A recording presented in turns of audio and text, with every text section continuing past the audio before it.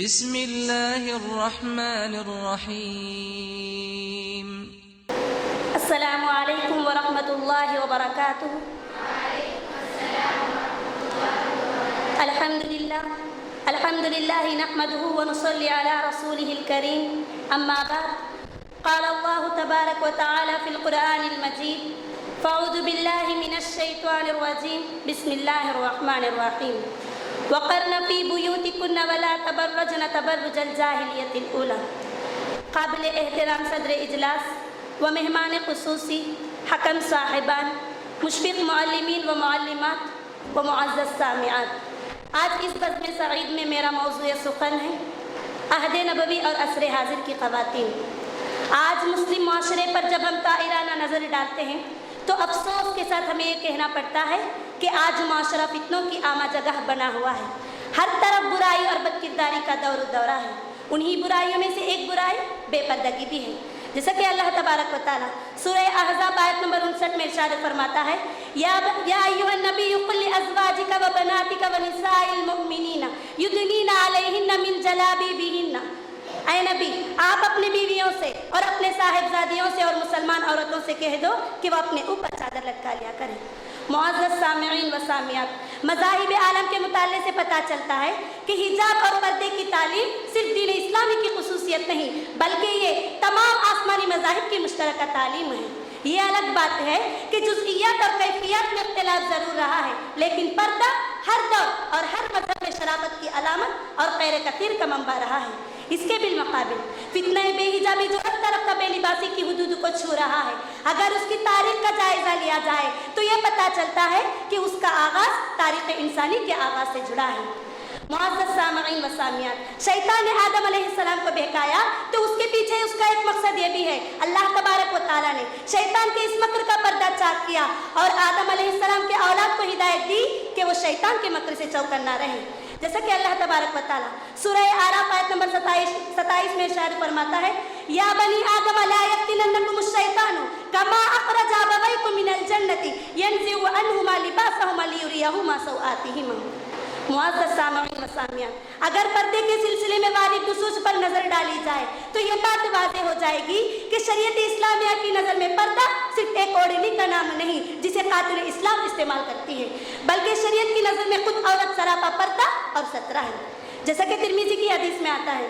آپ صلی اللہ علیہ وسلم نے ارشاد فرمایا: المرأۃ عورہ، عورت پردہ ہے، اس کے لباس میں پردہ ہے، اس کے چال چلن میں پردہ ہے، اس کے بناؤ سنگار میں پردہ ہے اور اس کی آواز میں پردہ ہے۔ معزز سامعین و سامعات، جبکہ ہمارے صحابیات وہ تھے جو پردے میں رہتے ہوئے اپنے آپ کو زیور علم سے آراستہ کیا اور علم و فضل میں اس قدر فائق ہو گئے کہ خود اکابر صحابہ حل مسائل کے لیے ان سے رجوع کیا کرتے تھے اور جنگ و جہاد میں انہوں نے عظیم کارناموں کو انجام دیا۔ الغرض اپنی تمام تر خدمات کے باوجود انہوں نے بے پردگی کو پسند نہ کیا۔ معزز سامعین و سامعات، جب ہم تاریخ کے اوراق کے وقت گردانی کر لیں گے تو یہ بات بھی معلوم ہو جائے گی کہ آپ صلی اللہ علیہ وسلم کی لاڈلی بیٹی حضرت فاطمہ رضی اللہ عنہا اپنی آخری حالت میں اپنے شوہر کو وصیت کرتی ہے: اے میرے سرتاج، جب میں اس دار فانی سے رخصت ہو جاؤں تو میرے جنازے کو رات کی تاریکی میں اٹھانا۔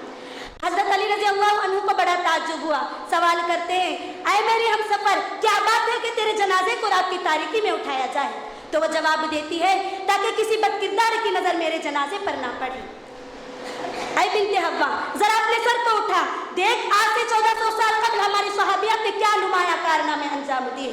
دیکھ حضرت سمیہ رضی اللہ عنہا کو دین کی تحفظ کے قاتل نے شہید کر دیا گیا۔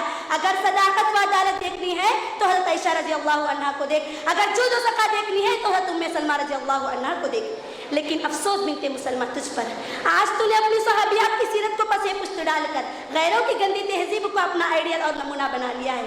اتنا ہی نہیں، جب ہم اپنے معاشرے پر نظر ڈالیں گے تو بعض ایسی خواتین بھی ہمیں ملیں گے جو مسلمان گھرانے سے تعلق رکھنے کے باوجود بے پردگی میں جم کر حصہ لینے لگی ہے اور دین کے تمام احکامات کو پسے پشت ڈال کر مغربی تہذیب و تمدن کو اختیار کر لیا ہے اور ایسے کپڑے استعمال کرنے لگی ہے جس سے جسم کا تمام نشیب فراز نمایا ہو۔ اے بنت حوا، ذرا اپنی تاریخ الٹ کر تو دیکھ، تجھ کو جینے کا حق نہیں دیا جا رہا تھا، زندگی کی جھلک تجھ کو نہیں دی جا رہی تھی، تو تیرا وجود باعث ذلت اور رسوائی تھا، تیری پیدائش کی خبر سن کر تیرے باپ کا چہرہ سیاہ ہو جاتا تھا، تو اپنے وجود تو ہر طریقے سے ظلم و ستم کے شکار शिकंजे में जकड़ी हुई थी तो अपने मकाम और मर्तबे को देख। तो हुस्न का पैकर है, मगरिबी तहजीब व तमद्दुन पर इनकलाब बर्पा कर सकती है। तू रहमत है, तो अपने वजूद हस्ती को मिटा सकती है, लेकिन अपनी इज्जत व आबरू पर बदनुमा दाग नहीं लगा सकती।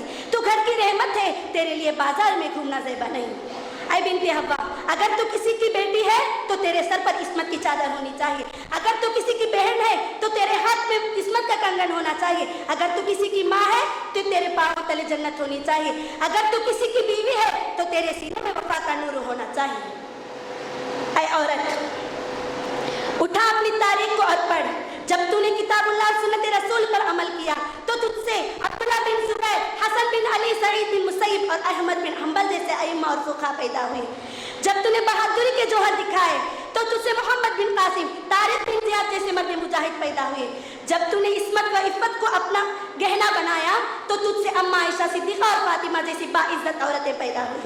लेकिन जब तूने किताबुल्लाह और सुन्नत रसूल को पसे पुश्त डाल दिया तो तुझसे सलमान रुश्दी और तस्लीमा नसरीन जैसी औलाद निकली। जब तूने अपनी इफ़्फ़त व इस्मत के चादर को उतार दिया तो तुझसे बदकिरदार और नफ्स परस्त अशख़ास पैदा हुए। और ऐ औरत, अपने आप को पहचान। किताबुल्लाह सुन्नत रसूल पर कारबंद हो जा तो तुझसे फिर वही मर्द मुजाहिद पैदा होंगे, तुझसे खालिद बिन वलीद पैदा होंगे, तुझसे कंसा रज़ियल्लाहु अन्हा जैसी ख़वातीन पैदा होंगे। लेकिन फिर वो दिन भी दूर नहीं होगा जहाँ हर तरफ इस्लाम के नारे बुलंद होंगे और क़ाल अल्लाह व क़ाल रसूल की सदाएं सुनाई देंगी। आखिर में अल्लाह तबारक व तआला से दुआ है, अल्लाह ताला हम तमाम को अपनी सहाबियात की सीरत को इख्तियार करने वाले बनाए। आमीन। वस्सलामु अलैकुम व रहमतुल्लाहि व बरकातुहू।